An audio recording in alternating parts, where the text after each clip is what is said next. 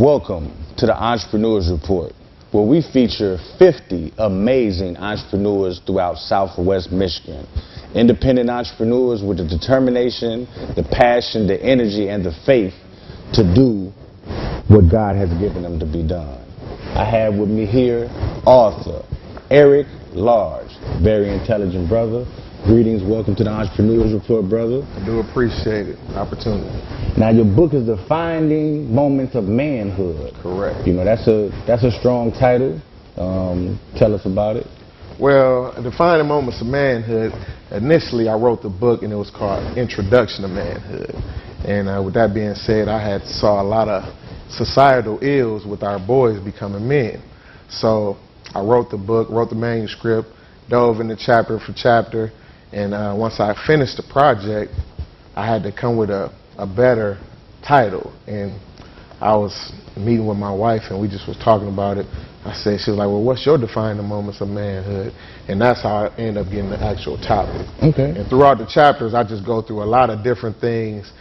So let's ask, what are your defining moments of manhood? What were those moments? Well, I can tell you the first time when I channeled my inner author was I got a full ride scholarship to Jackson State for basketball down in Mississippi. And once I got to the college campus, I got into an English class, and the English professor said, who all knows how to write a compositional essay? And I was one of the few that raised my hand. I'm looking around like, that's sad.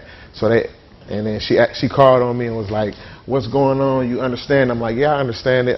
You got an introduction, 3 bodies, and a conclusion. She said, well, I'm going to let you guys walk the college campus, and y'all going to free write. So 15 minutes we walked the campus, and as I walked the campus, I didn't see any of my friends. You know, so I see a lot of beautiful black people. It's a black university. So I get back to the campus or to the classroom and I write, thank you, Dad.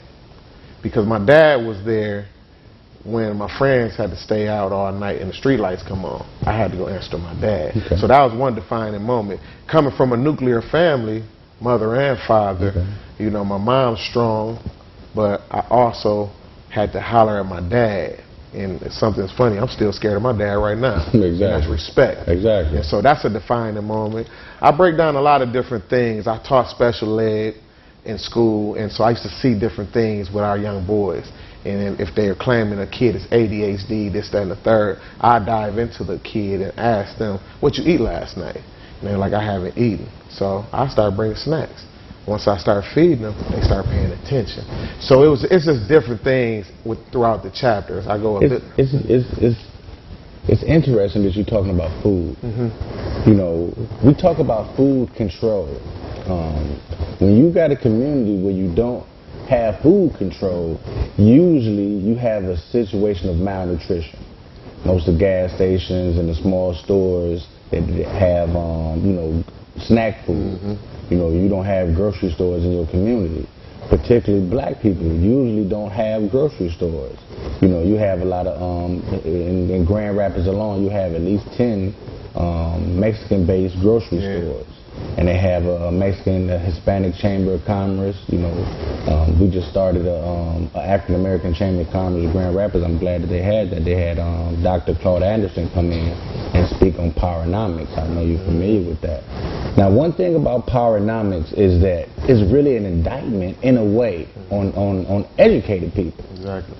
Because once we was talking about before, about integration. Integration is something when 2 people come together, because you used to have black schools. So once we come together to have, you know, better resources for black schools and integrate to the point where there is no black schools, it's just schools. They teach black and any other cultures. The main thing that most of our black leaders develop when they develop schools is industrial and trade-based education. So these industrial and trade-based educations is carpentry, mechanics, even a fisherman, things that you're going to, you know, grow in agriculture, chemistry, culinary arts, culinary arts, you know. So these things that I used to have when I was smaller, you know, in school. Oh yeah. You know, we used to